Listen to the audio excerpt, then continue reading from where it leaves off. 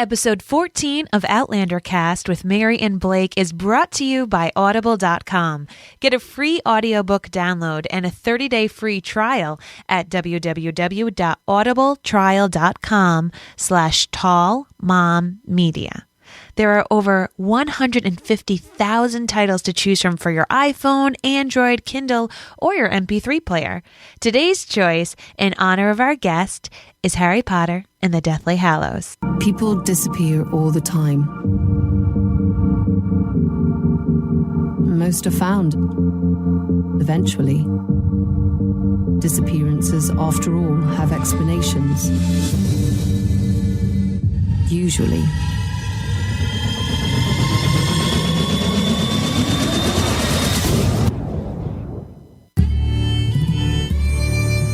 Welcome to Outlander Cast with Mary and Blake. It's a podcast dedicated to the show Outlander on Stars. Sing me a song of a lass that is gone, save for that lass behind. Mary of soul, she sailed on a day over the sea to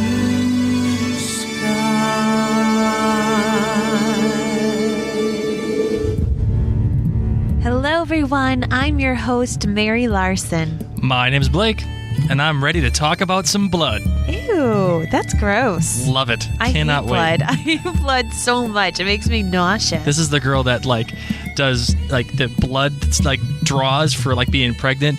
And she's like, oh my god, I need you to come with me. Just hold my hands and da-da-da-da-da, you know? It's true. You make fun of me, but I really lucked out marrying you. Blake comes with me to each visit, especially if they're about to take blood, because I'm a mess, guys. I don't know what the phobia is called, but I'm pretty darn sure I have that phobia. Scared of needle phobia. That's what that is. It's not needles. It's when the blood, when the blood is coming out of me. And I'm fine if I see blood coming out of other people, I can take care of you. Mm-hmm. But if it's my blood, I'm a hot mess. Literally, I start sweating. I sweat. I turns very red, close to shakes. fainting. Oh yeah, it's bad. I cry the entire time. There's this one woman. It's like a little Greek woman, I think, at our hospital that we have to go to for all of my pregnancy blood work, and she knows me now because I have memorized her schedule since she's the only person I trust to it's take like my this blood. little old white-haired lady. She's so sweet. She's wicked nice. Yeah, she's like, you're doing a good job. You do very good. Your husband, nice man. And I'm like, oh, thank you, as I'm wiping snot and tears from my face. So today we are going to talk a little bit about blood. Actually, a lot about blood, as a matter of fact. Not my blood. Not your blood. Thank God. Jamie's blood. That's who we're talking about. Because today we are talking to, I want to call him the Blood Master, Kristyan Mallett. Who's Kristyan Mallett? Well, Kristyan Mallett is responsible for so many of the things that made you go, ooh, while watching Outlander. Including Jamie's back. Oh, during the lashing scene? Oh, yeah. Yep, that's thanks to Kristyan Mallett. Remember when the guy got his leg shot? Oh, no, when he got, gored by the boar? Yep. He got boar gored? Sorry. Look at you, poet. You didn't know it. Hey, I'm just smart like that. I'm wicked smart. Kristyan Mallett is just this amazing makeup artist and special effects master. Yes, he is. So he is our special guest for today's episode. And we were really looking forward to speaking with him. He was actually looking forward to speaking with us too. I think he was kind of excited to talk about his craft and how good he really is at what he does. We actually in our sponsorship here for Audible.com, we mentioned that the free book today, the Harry Potter and the Deathly Hallows. Our recommendation. It is a free download if you'd like. It's inspired exactly by Kristyan Mallett. Why? Because you'll eventually find out that he did all the work on Harry Potter with all the goblin masks. Yeah, part of the team with the goblins, all the goblins who ran Gringotts Bank, all those masks. Yeah. He was part of the people who made those. So Mary pretty much had a nerdgasm when she heard that. And when I was on his IMDb page, I was like, oh my God. She was stalking him just a little bit. He loves Outlander and Harry Potter. And there's some other really cool information that you'll find out about Harry Potter and how Mary just kind of melts at this guy's feet as he's speaking about it. So it was really cool. He was a really great guy, and you're gonna get a chance to listen to it. You're going to love it. So before we get into our interview, we wanted to let you know that this interview with Kristyan Mallett is made possible by Thistle and Pine. They are the best source for all of your Celtic gifts and collectibles. So please visit them at www.thistleandpine.com. And I just went on, and I'm so incredibly excited because there's something that I need to buy. Oh my God, what do I even want to know what it is? There are Celtic, like, kilt printed onesies. So the onesies have kilts that are attached to the onesies, like kilt skirts. It's amazing. We're not getting It's one that. piece. We're not. I know. This. There's all different types. You're our sponsor, and I'm so happy that you are. But I'm not getting it. There's the Royal Stewart, the Nova Scotia one. That's my family. Is Nova Scotia. Cape Breton, Black Watch. I mean, these babies look so friggin' cute, and it's sewed into the onesie. Oh my! It's a white onesie with a kilt on the bottom. They have a lot of other things. They even have Christmas ornaments. I wish I knew about these All right, guys. you know what? Earlier. Why don't we just get into why the people are actually listening to us today? I'm just letting you guys know. All right. What do you say? Baby onesie kilts. What do you say we do it? All right.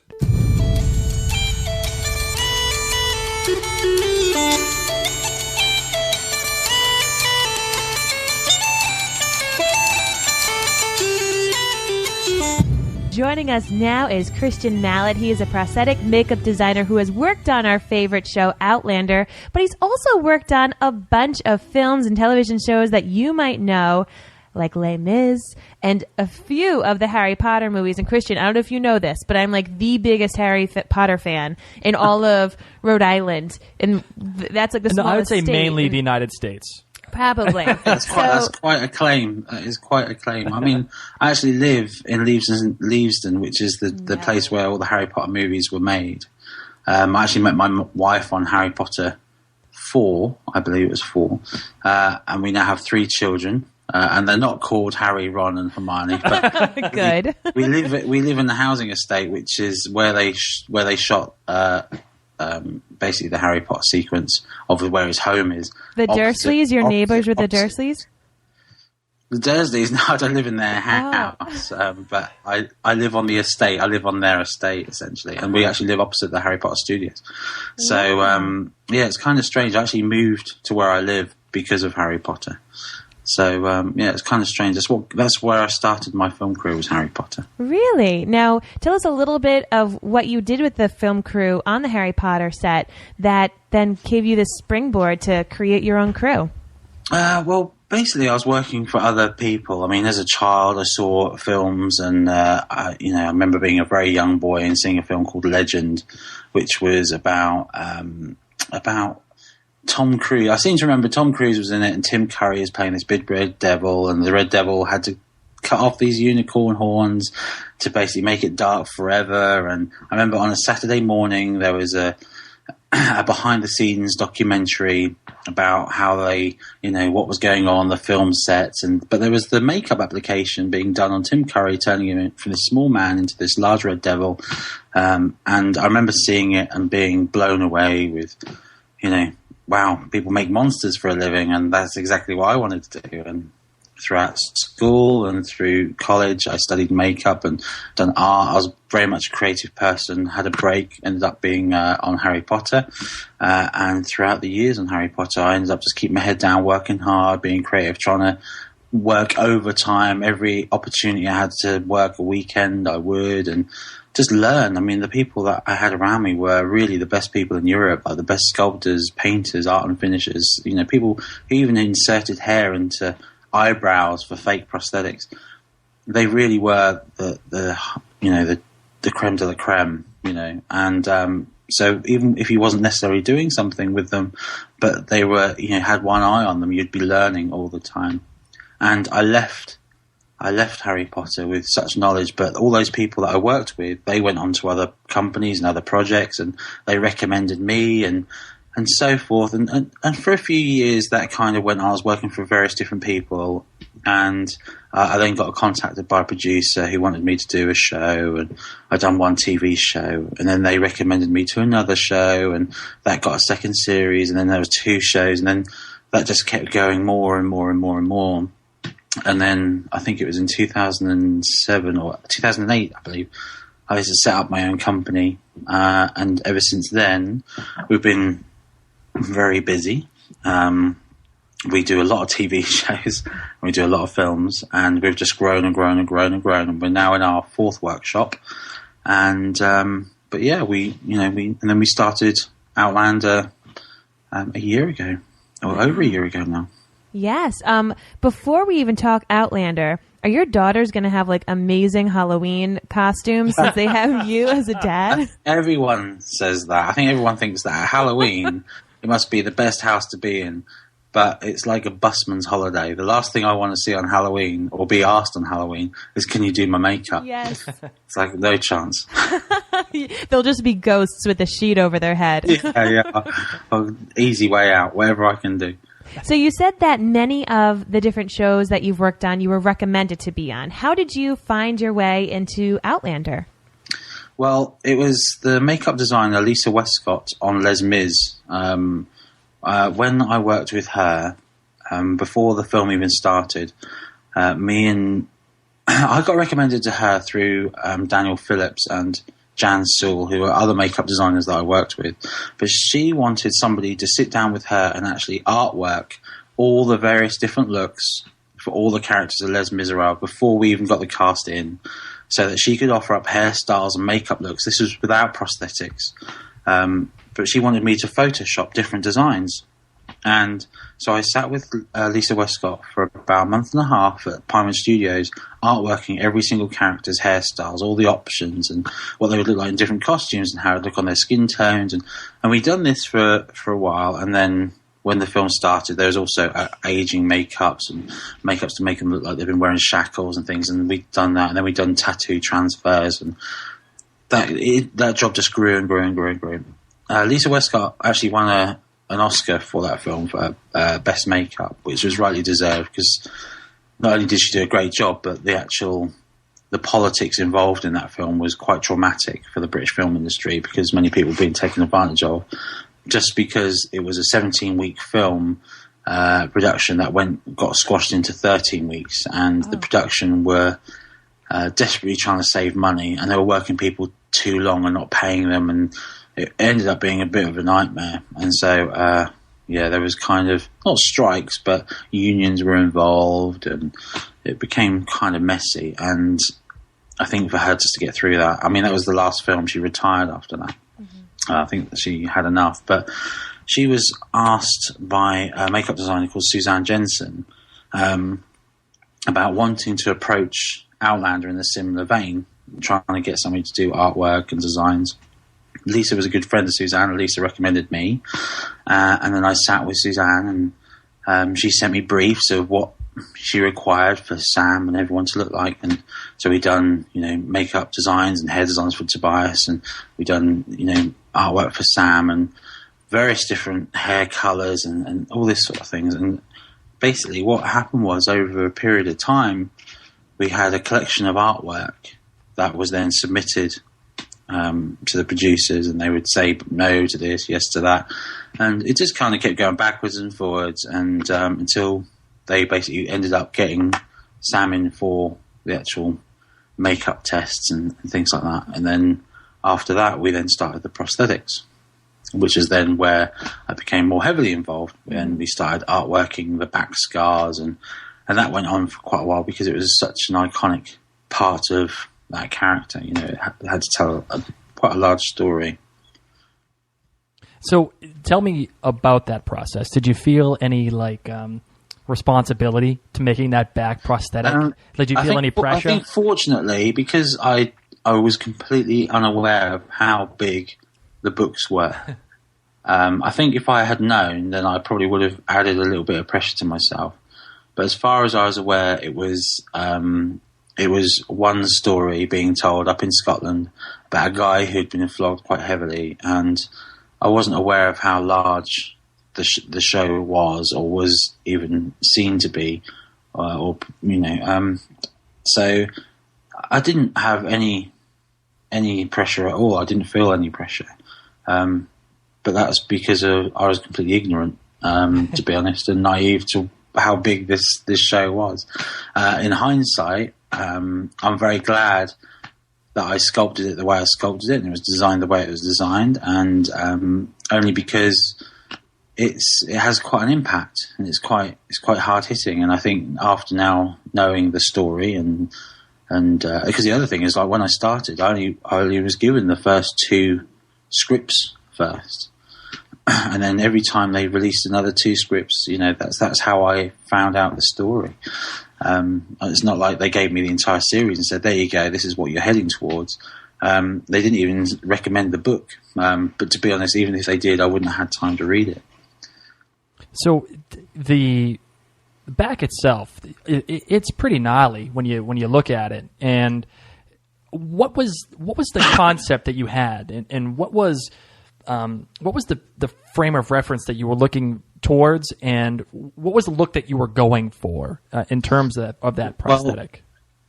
Well, originally we wanted to keep it quite subtle, so that you'd have to be quite close to him to see it and for it to read. And we was going to do it so that when I sculpted it and I made it, it was going to be something that was very simple for the makeup team to stick on, because I knew it was going to be on a lot, and I knew that there's a good chance that they couldn't afford for me to be flown all the way to Scotland to stick it on all the time, because then they have to put me up overnight, have to stick it on, and then fly back the same day or the next day. And if you fly the day before and you fly back the day after, they have to pay the travel day. That's a whole day's work just for you to sit on a plane. It becomes incredibly expensive and not necessary, really. So I designed the first few pieces of artwork very subtle, and it was more. And so we'd done it a little bit more, and it was more. And I was like, okay, well then if we go any more, then it's going to be a hefty prosthetic, and it's going to require, me being there. But the other thing is, in the story, he's meant to have 100 lashes on his back. He's flogged 100 times, and that's the second time round. So, in all fairness, he would be dead. He wouldn't even be alive. Also, it's a cat and nine tails. So not only is he flogged 100 times, that's 900 lashes on his back. He wouldn't have a back left. So, in all honesty, I mean, he wouldn't just have a few strokes of scars. That he would have like barely any back left whatsoever. It looked like a really bad skin graft. That's probably what it would look like. But obviously that doesn't make for a good story, and the hero still's got to look sexy and cool, and scars are sexy and cool, right? So we looked at other reference, and there was a piece of artwork from I remember a Batman comic by Alex Ross, and it was a Batman sort of looking at himself after he's taken his bat suit off, and it's Bruce Wayne just checking his own back out, and it's a black and white image, and it's him, his like scars of being beaten and cut and stabbed and various bullet wounds on his back, but it was really deep. It looked really deep and puckered, and there was something that I really liked about that, and I remember thinking it would be kind of cool to have that sort of element to it, where there's different strokes, but there's scars that go in, there's scars that are growing over other scars. So clearly when he's had his first lot of lashes, they've healed up, and then he's been flogged again, and they've healed over the top of other healed scars, and that's kind of the way we approached it. I just wanted to know what that process was like to even make that. Like, what did you even use, and did you have to practice putting it on Sam's back? Like, how do you make a back of scars? What we do is we take a live cast of Sam's back. So Sam comes into the workshop, and we basically put a silicone all over his back that goes off in about 5 minutes, and then we put plaster bandage on the back of that to sort of hold its shape, and then we ask Sam to sort of step away from it. We peel it off his back, and then we have a negative shape of Sam's back. We then fill that with plaster of Paris, and then we have a positive of Sam's back. So that's our shape that we sculpt on. sculpt with a wax called plastiline here in the UK, and in the US there's one called Monster Maker's clay, which I've actually recently moved on to. So we actually order that from the States all the time. It's a much better clay.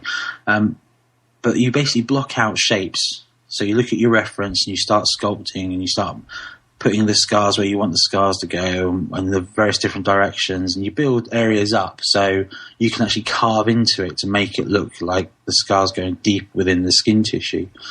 And that's basically what we did. And then once you've got a rough shape, you take an image and you send it to the producers, and they say yes, no, more, less, until you actually find something that you're really happy with. So we've done a few designs first. As soon as they kind of locked down the design, I went ahead and just sculpted what I thought would look cool. And they pretty much said yes straight away. So once they were happy with the shape, we then basically put in all the skin detail. And it is literally a case of putting in skin pore by skin pore, one at a time, with a tiny needle through a little piece of plastic, and you're doing it and getting all the direction of the skin texture, so where it's been puckered and pulled. So if they wanted to go with a macro lens onto that back, you would actually see all the skin pores actually being pulled into the various scar detail. The only reason we did that because we knew that there's a good chance, or there was a sequence where she rubs her hand down his back, and it was all meant to be soft lit and against the firelight, and so we knew it was really going to catch some detail. So we went all out on it, to be honest. I'm glad you did, because that was a very nice scene. Sexy scene, right? That was their wedding night scene. Yeah, love that scene. The women love that scene. In regards to the back, you said that you wanted to start off really subtly, and you kept on adding. Who was telling you to keep adding? Was that your choice, or was that Ron Moore's choice? It was Rod's. Yeah, I mean, it was Ron's really, because I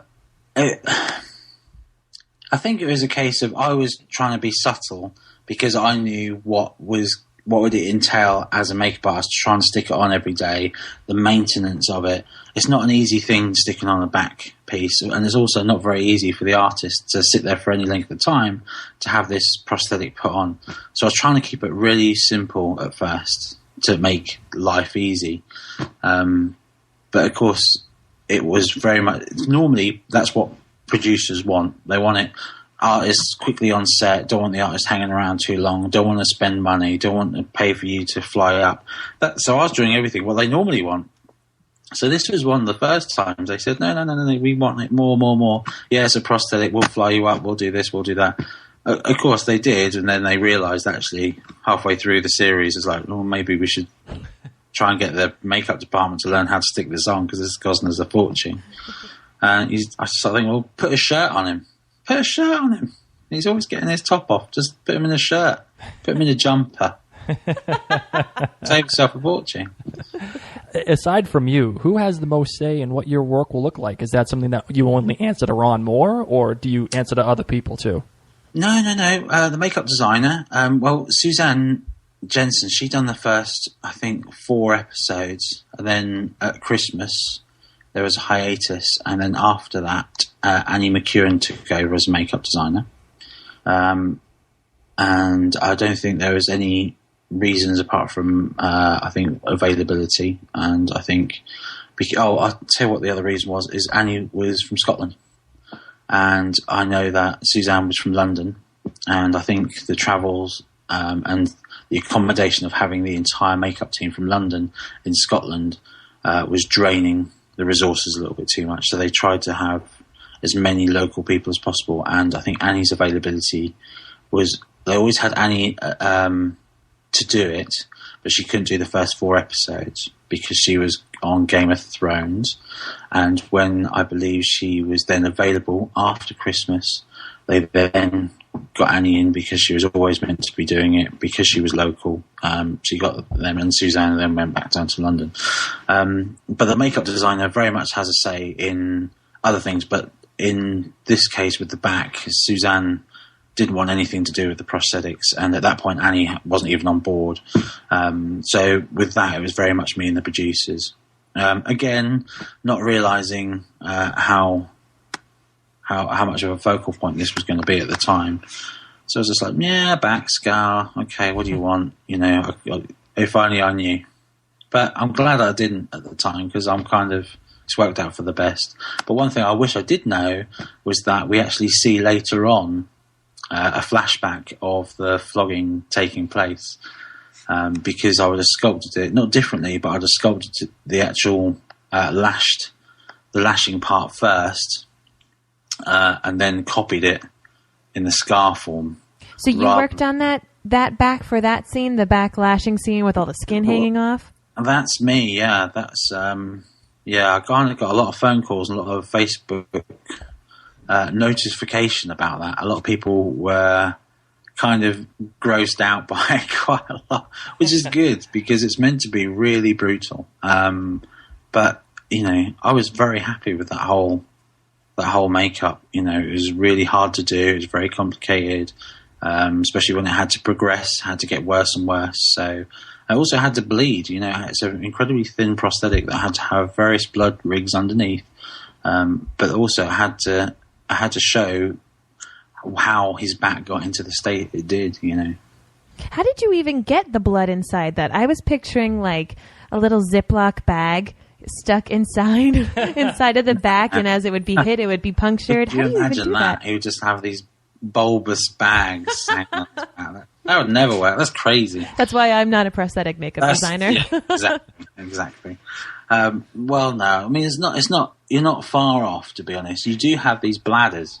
We make these tiny little bladders, and they're kind of like latex balloons, and they're very flat, but they have loads of holes in. So along his back, where he's got all these like lines and crisscrosses, behind each one of those was various different small bladders that would have a little tube coming out. And all these tubes were connected to larger tubes, and they would be connected to a thing called a pegula. Now, a lot of people would know a pegula if they saw one, because it's kind of the thing that you pump and you spray fertilizer or weed killer on your plants. So it's kind of thing you pump up and, you spray. It's one of those, but this one's it's a little bit more industrial. It's silver. It's got a pressure gauge on it, so you can know what pressure you can get it up to. And so you've got all these tiny little tubes that come out the bottom of his back that go underneath his kilt. So you don't see that. So the prosthetic goes all the way down to his bum, and then basically from the bottom of that comes out all these tubes, and they connect to the pegulas. And we've got a couple of pegulas on the go, all primed, ready to go. So every time he lashes back, we sort of release a little bit of blood, and part of the back will bleed, and then we'll release a bit more, and another part of the back will bleed. And the more he does it, the more it bleeds, and the more vicious it gets. And then we go in and we start to rip apart the back, open up certain other wounds. And it gets to a point where pieces are literally hanging off, and, the blood is going all over the place. And on the day, I seem to remember over priming it a little bit and just getting a little bit too blood happy. But what was interesting was that the set it was shot in was incredible.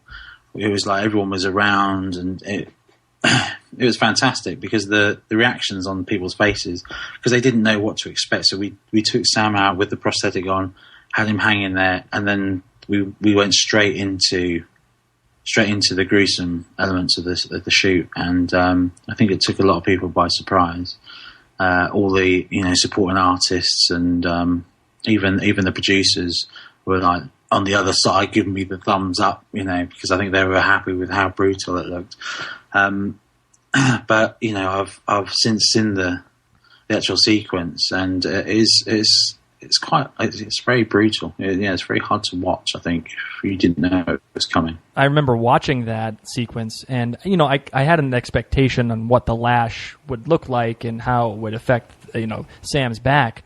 But what I didn't anticipate was with that initial lash, and all of a sudden the blood just came pouring out, and I was like, "Oh my God!" I totally didn't expect it for whatever reason. I don't know why, and it just poured out, and it just felt so real. I remember commenting on it and being totally like floored by the work that you had done. I remember. Oh, thank you very much. It was awesome. So, so we all know about Jamie's back, and it's a major part of the story. Is there something that you worked on that we wouldn't have noticed necessarily, or something that was underplayed? Well, I mean, to be honest, Sam kind of gets he gets a lot of things. You get to a point where you sort of think, Christ, if I was Sam, I'd probably jump off a cliff because everything happens to Sam.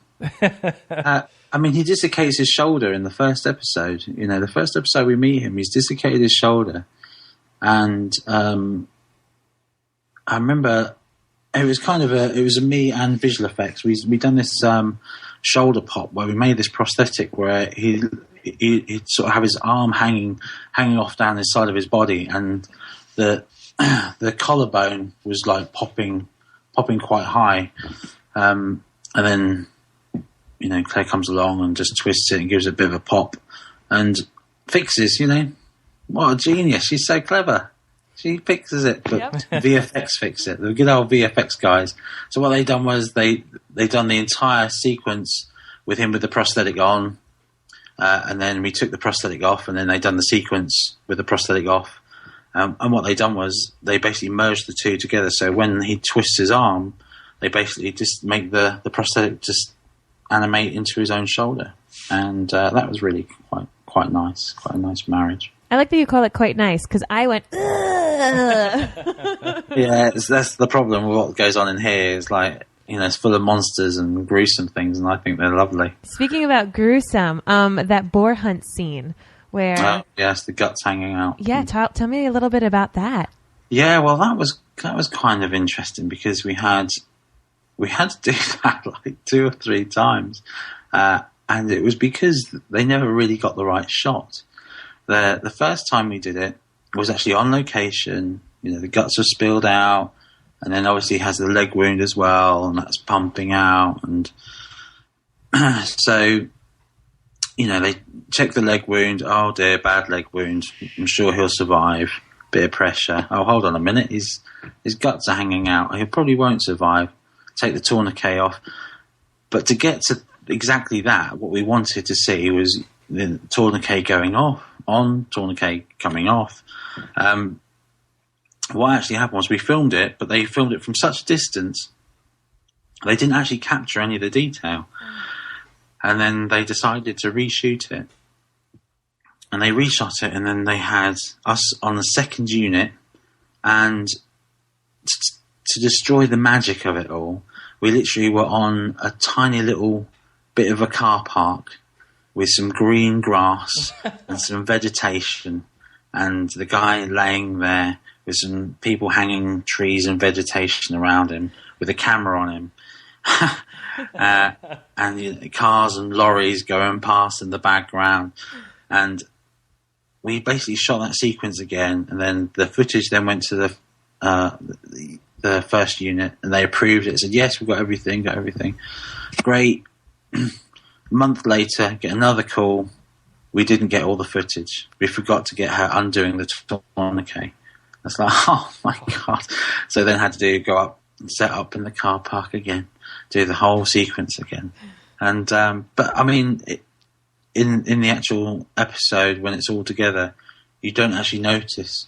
It's actually three times that prosthetic was shot for essentially such a very small sequence. It was actually shot 3 times, and you would never know in the edit. It's been edited together very, very well. You were too busy crying. That was such an emotional scene. It really was so special. You're right. No one would have noticed. So. Yeah, just looking through the blurry eyes. Yeah, absolutely. Yeah. I mean, in the first episode, the first time we see Claire, she's fixing somebody's leg, you know, in the hospital, and or not the hospital, but the medical centre, you know, and that was kind of fun. That was our first day, and it was the first day on set, and it was the first sequence they shot.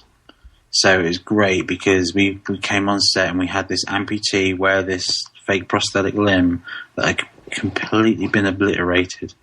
And he was very cool because that's the other thing, you know, you start to worry about the psychology about sticking on a fake leg that's been brutally ripped apart by a bomb or, you know, or by some sort of shrapnel onto somebody who has lost their leg. But it turned out that the actor who was wearing it he'd chosen to take his own leg due to a growth deficiency in his leg when he was younger. So he decided at the age of 16 that he couldn't put up with the growth deficiency anymore. So he opted to have the surgery to have his leg removed.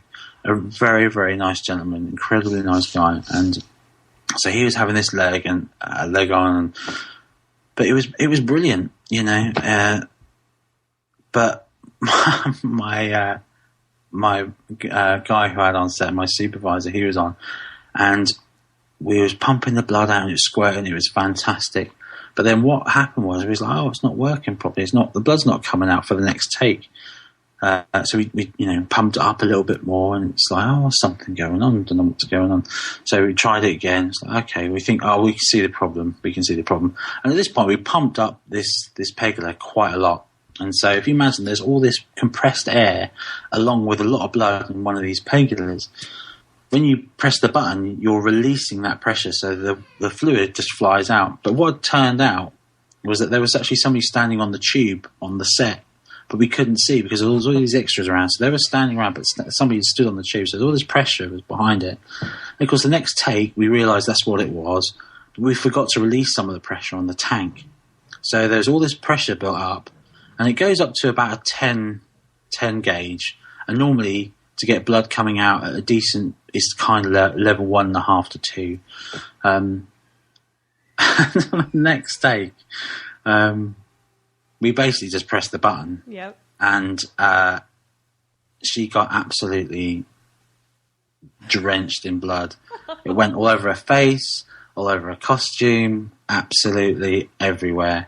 But the producers absolutely loved it. They thought it was the best thing since sliced bread. But we pretty much emptied the entire pegula in that one hit out of his leg. You sort of think, he hasn't even got that much blood in his body.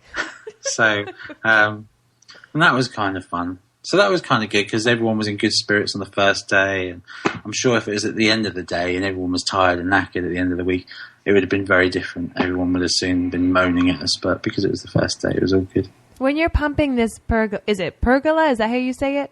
Pegula. When you're pumping it, are you like hiding under the table? Where are you? Yeah. Well, we're actually hidden around the corner. So if you used to watch the sequence again, there's a door on the right, and basically me and this other guy hidden around the corner, you know. And it's difficult hiding me anywhere because I'm so big. But we're tucked around the corner and. Yeah, but other things, it's like with the back, you know, I was hidden underneath the actual decking where he's actually being lashed. He's sort of standing up, but I'm behind him, literally tucked down with my head peeking around the corner so I can actually see how much blood's coming out. So I can actually gauge on how far I need to go. That's the only other thing. You've kind of got to be able to watch what you're doing. But with the leg, we were blind. We couldn't see because there was no way. If we wanted to look, we'd have been on camera, So aside from the amputation and the back, is there something else on the set that you loved working on? Well, I mean, it's all gory, to be honest, all the stuff that we do personally on this particular project. I mean, the little boy's ear, I mean, you know, who was pinned to the post. Yes. You know, I mean, we did all that. We actually made a large ear, which was probably about, 20 times the size of his ear. So that because I haven't seen this episode, so I don't know. But originally, when they hammered the nail into the wood, I don't know if you see it, but they wanted to actually see the penetration of the nail going through the ear. But they wanted to do it on such a tight macro lens that we needed to upscale this little boy's ear to be like this big. Wow. So we did that, and then we hair punched his entire hairline. So we actually had a big piece of silicone like this, with a big ear on it and hair all the way around it. And then they made a large nail, and then they basically pierced this large nail through this large ear into this large piece of wood, so that on camera it would actually look like his ear being pierced into the wood, but it wasn't. It was just a huge ear being pierced into a very large piece of wood. It looked like him, for sure. You guys did a great job. I had no idea that's how you did it. It came out great. And then he's actually pinned to this board for the majority of the time, and all that is just a nail with a magnet on the end, and there's a piece of metal behind with a magnet on it, and it's actually just like clink. So he just stays there with a magnet holding this pin in. Pretending to be in so much pain, of course. Yeah. He's a good little actor. He knows exactly what he's doing. Yeah. What projects are you working on next? And will you be continuing with Outlander, or are you moving on? I mean, to be honest, I think Outlander, I mean, the thing is, I don't know what's in the next Outlander, to be honest. I don't know if there's a continuation of the same time period or if it actually moves to a different time period. I don't know because I haven't read the books. And we can't say because we're spoiler free. So I know, but I can't tell you guys. And the other thing is, because I'm down in London and they're up in Scotland, I think they'll do whatever they can to find somebody local. But I'd love to do the next episode, the next series, because we enjoyed the first one and we didn't realise it was going to be what it is. But politically, who knows what's going to happen? Yeah, I don't know. But what I'm working on at the moment, I'm working on Mission Impossible 5 at the moment. Ooh. We're doing a new film called King Arthur. What else are we doing? There's a show coming out in America called Tut, and it's about King Tutankhamun, and it's a TV series, and it's being shot in Morocco, and we've been basically involved with that since September, and that shoots until December the 12th. So we've got that going on as well at the moment. We did Fortitude quite recently, which I think is airing soon, which is meant to be quite a nice number. I think that's going to be like a five series deal, and that worked very well. And we're doing a show called Humans at the moment, which is a remake of a Scandinavian TV show. But we're doing quite a lot. We're keeping very busy. So the thing is with Outlander, even though it's on all, it shoots all year round in Scotland, for the makeup team and the costumes. I mean, the costumes on that show, the woman who does that is absolutely mind blowing. The attention to detail is phenomenal, and awards need to be given to her. I mean, it's the fact that she's using the original methods and original cloth, and it's just it's out of this world. It's one thing that I have. The magic is never lost. When you go onto some sets and you sort of see things, you sort of think, I was convinced that was real. There's something about the costumes on that really do take you back. And even the costumes from the 1940s it's beautiful, beautiful. But anyway, moving on away from the costumes, I don't know what I'm talking about the costumes for, but they are incredible. They are. We talk about them almost every episode, how gorgeous they are. They are beautiful, yeah. What was it like working on the set of Outlander for you? It really does depend. If you're inside, then it's quite slow, to be honest. I mean, what's great is, when you do Jamie's back, it's the way we apply it is Sam will come in, he'll lay down on a massage table, we'll stick down the back in the centre, he'll then stand up and we'll do either side. And it's kind of, you get to know him on a very personal level, and we talk about his fitness regime. And I mean, the guy's getting bigger and bigger, and we've noticed that the back prosthetic is in fact getting smaller and smaller because he's getting bigger and bigger, because he's training so hard. And so he's going to probably need a new back prosthetic for the next series because he's getting so wide now. So they might want to think about remodeling it to fit him better. But the atmosphere on set is fantastic. Everyone loves being there. Everyone loves being part of it, and everyone's willing to help each other. And when the rushes are released and people see various different clips, it's nice because everyone has an opinion. Everyone always strives for the best that they can get out of it. And sometimes you get direction like next time that, can we do this scene again because we didn't get this or didn't get that. But to be honest, I mean, for me, we go there, we're there for 2 days, and then we come back. Most of our work is spent in the workshop with all projects and films. It is very much 80% workshop and 20% on set. But I do love being on location for Outlander, because when you're on location, you're in the Highlands, you're in the woodlands, you're in the outside in Scotland, and for me, it's so far from the norm. Being in London, it's great. Well, it does. It sounds like it was such a wonderful group to be with, and that you had such a pleasant experience. And heck, you got to keep getting flown out time and time again. So that's nice. Absolutely. I mean, the actual studio itself is in Castle Kerry in Scotland, and it's a facility that was like an old factory. I don't even know if it's a factory or warehouse, but it's huge. It's a huge facility that has been completely overtaken by Outlander, but it's been completely reinvented, and it's absolutely gorgeous inside. It's what they've actually brought to Scotland now is a whole new film studio. So even when Outlander is done in years to come, there is going to be an industry up there that can have more and more projects, whether they're TV or film. And so Outlander is going to leave a legacy in Scotland for all the people that can work in the industry. It's reinvented the industry in Scotland, and it means that, you know, if we don't do the next series, it's not a bad thing. It's nice to be part of it, but it means that maybe the locals can do something, you know. So it's good. That's great. Well, my last question for you is, what do you want to leave with our listeners in regards to when they watch a show like Outlander or a movie like Harry Potter? What do you want them to notice or not notice about the prosthetics and makeup work? I don't want them to notice it. That's the thing. If you don't notice it, you just accept that it's real, then that's the biggest compliment of all.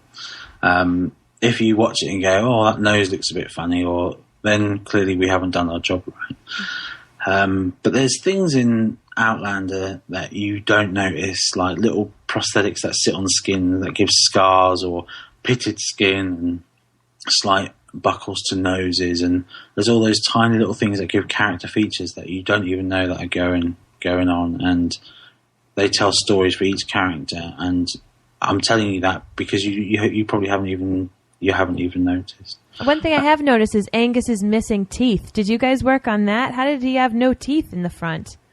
I had nothing to do with that. Oh, because he does this really weird thing where he like flicks his tongue in that hole, and I'm like, does he really not have teeth? What's going on? It's creepy. I think you'll find he actually has a removable tooth. Ah, that would do it. That would work. He's so committed to the job. He pries one out. Maybe that was in his audition. He was like, this is why you have to pick me. What do I have to do to get the job? Yes. But they are a fantastic group, and in the future, when you watch the future Outlander episodes, I mean, there is a few things coming up to keep your eye on. I mean, the various different love interests and the backstabbing, and yeah, it's a great ride. You're gonna enjoy the show, and it only gets better, you know. I can't wait. Well, if our fans want to come and check you out, do you have a website or Facebook or Twitter? Yeah, Facebook. Yeah, I mean, Kristyan Mallett, it's spelt rather obscurely, but there's actually images on Facebook of the actual process of the makeup application, showing you the blood rigs and Sam's back and the dislocated shoulder and the little boy's ear, and there's all that. So if you actually want to see some of how we got there and how we did it, then go to the Facebook and have a look. Yeah.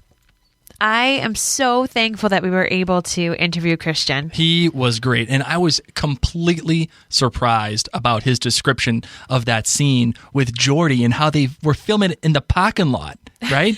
Yeah.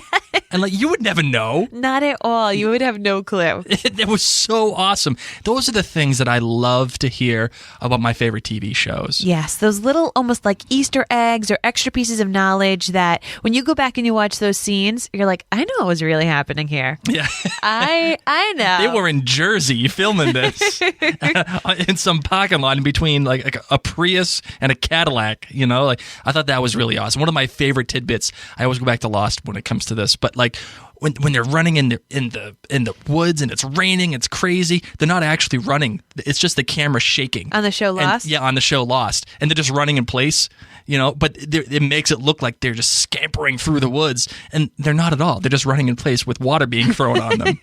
Isn't that really cool? The magic of television, my friend. Oh, it's so great. It is magical. And so much of this magic comes from the makeup and the special effects artists like Kristyan. Mm-hmm. If it weren't for them, it just wouldn't be the same. Yeah, you wouldn't be able to realize, again, that beautiful and I'm going to say horrific scene with the lashing, Yes. for Jamie.